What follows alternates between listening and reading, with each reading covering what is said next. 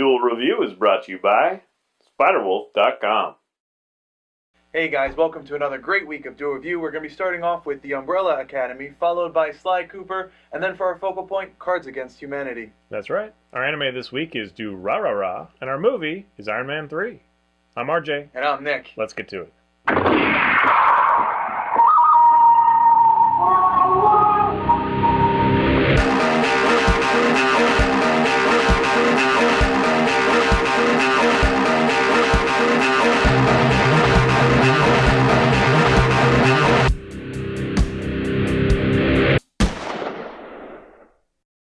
Hey everybody, today is Monday the 13th, and we're taking a look at The Umbrella Academy. That's right, and this is a Dark Horse comic which appeared in 2007, and it's created by the guy from My Chemical Romance, Gerard Way, and the art is by Gabriel Bay, or Ba. It's A with that little accent thingy, so I don't know how to pronounce that.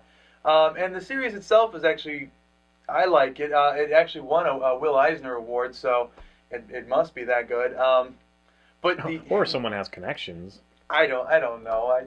I liked it. Continue. I liked it. The biggest problem that I have is a lot of things aren't answered and I'm talking mostly. I'm going to be talking mostly about the first 6 series, which is the Apocalypse Suite, as opposed to Dallas, which is the second series, which came out a year later. And basically, they talk about these 7 kids who were found to have superpowers by the character known as the Monocle, who may or may not have been an alien. I think they say that he was, but no one really knows. Or at least in the Apocalypse Suite, it's not really cemented that he is. But basically, they're raised by the Monocle, who teaches them or trains them how to use their powers and what to do with them. And you have the kids who are only numbered at that time. So you have number 1, number 2, number 3, all the way up to number 7. And, they're learning the different abilities.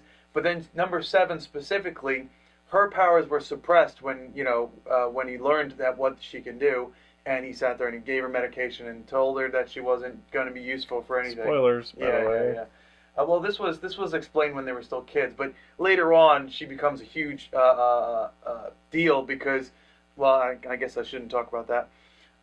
So you have the characters, and then it's kind of abrupt, where it starts them off with kids and their first mission as kids, and then suddenly they're adults, and how their lives have kind of scattered, and they're no longer the super team that they were with their little, Umbrella Academy token or sigil.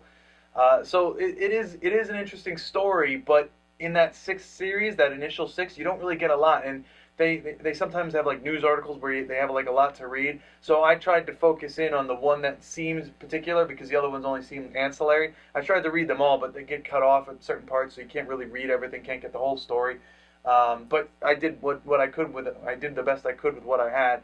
And from what I gathered, the backstory is from those articles is mostly ancillary. You don't really need to know it.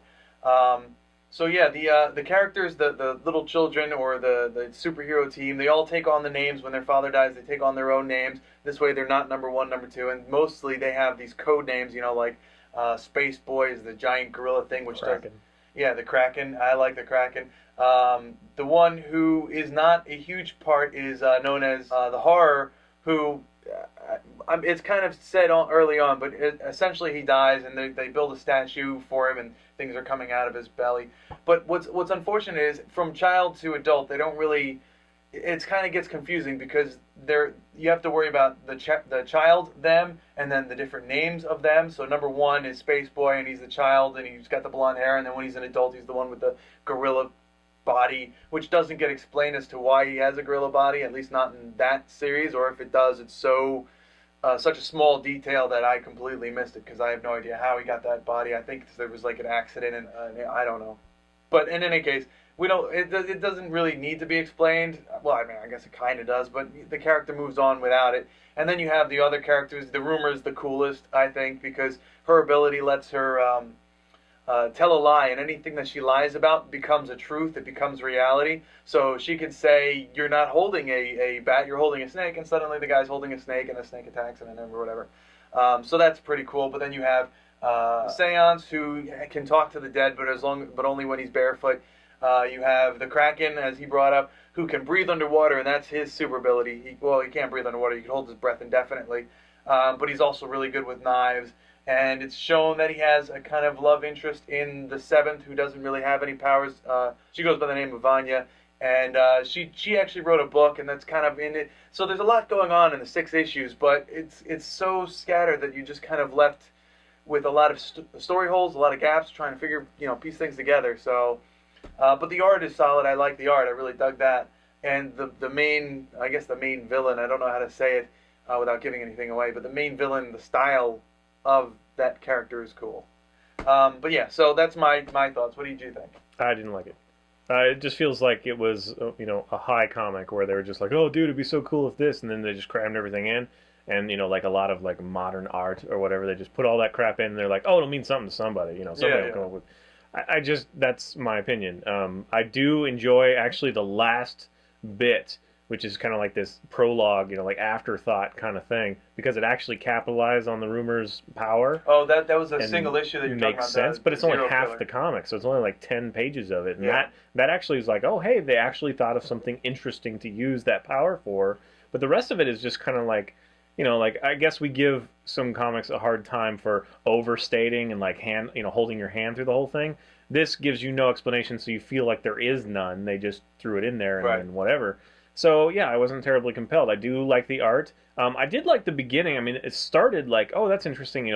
This very moment, this happened, and then all these kids were born, and only these 7 survived, and for some reason they all got together with monocle guy and whatever. And, I mean, he acquired them all. And I mean, that could have been interesting, but to me, it never pays off in any kind of way at all. And I don't enjoy the transformation of the 7th, the one that doesn't have powers. I don't really. It doesn't really ring true to me. It just seems kind of like, what? I don't know. I guess I just don't get it. So if it won an award and people love it, then I don't get that. Honestly, I don't. Honestly, I don't know why it won the Will Eisner Award. I don't think it's horrible. I mean, if you're totally into it and you like love that dude from My Chemical Romance and whatever, then you might really enjoy it. But there's not enough to grasp hold of somebody that doesn't know anything. There's just not enough. It's just not. Yeah. One of the feelings that I got is there's a scene where you have the guy who built the Eiffel Tower, right? And he's like a zombified version of himself living in the that was kind of fun. Yeah, it's fun, but it's like it's like one of those things where, well, it's a comic book. Of course you're going to have that, and of course the Eiffel Tower is going to be a rocket ship. It's like, of course that's going to happen. So well, my problem is like, it's not just like okay, you have a blue character, right? And in some aspects, it's fine that you don't acknowledge that they're blue and say why they're blue or whatever, but that's what happens all the time. There is no real explanation, and I'm not an idiot. I can figure things out, but when you do that enough, you're just kind of like, what did I miss? Is there, what's going on? Yeah, so, you just feel like you missed something. Yeah, you're not tethered to the world, so I just think they did themselves a disservice, but it is kind of fun. I mean, he enjoed it. So. I did enjoy it. I liked it. I mentioned he thought I'd like it. For some reason. I thought you would like it. I don't know why. I don't, because it's kind of. Because it's darker. Or well, it's kind of maybe? Out there, and it's got like. But I don't like out there. That's why I don't like DC. You know what I mean? Yeah, it's true. Yeah, I guess. He still doesn't know me. Well, I thought you would like it because the characters are unique. Because for the most part, they are. Their superpowers aren't. Yeah, but they're boring unique. Yeah, well, that's what I was going to say. Their superpowers aren't like godlike, Well, I did really like the rumor. I think both of you, we agree on that. Yes, the rumor was interesting, awesome. But it only paid off that one instance. I mean, otherwise it was like, I heard that these rafters would come down if there's a little bit, more than a pound of weight on them or whatever, and then they fall, and that's cool and all. But this one was actually one where it made you think like, oh wow, that power that could really have some consequences in the prologue, but it didn't show up in the earlier books. And of course, there are 6 that honestly we haven't read yet. So the Dallas series. And I didn't even know about this, which is unfortunate. The Dallas series until after I did the research, or what little research I needed to do for this series. But yeah, I think I will check it out because I am curious about it. I just don't know how well I'm gonna like it because there was so much to do with. I mean, there's just a huge gap. I think. Well, yeah, but. Again, you liked it. I did. So you're recommending it. I did like it. I am recommending it. But I also like that. I think it might also be because I like the fact that Gerard Way of My Chemical Romance was the writer of this series. That's what I'm thinking. Yeah, honestly, that's what I'm thinking. I'm not a huge My Chemical Romance fan. In fact, as far as that kind of music, that screamo kind of music goes, I'm not terribly into it. But I guess I like the idea that he would do something like this. I don't know.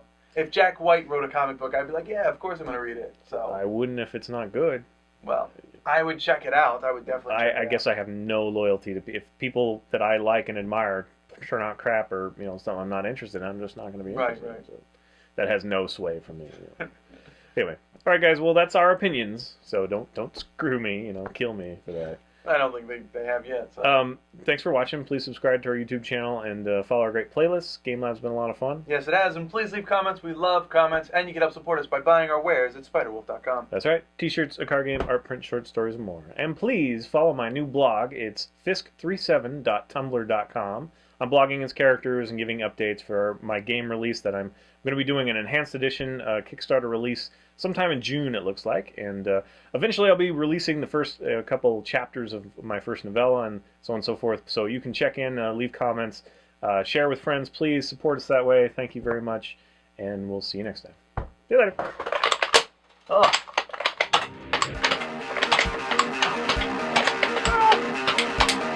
I actually got it and I can't even see straight. Coming up on Do a Review, it's Sly Cooper.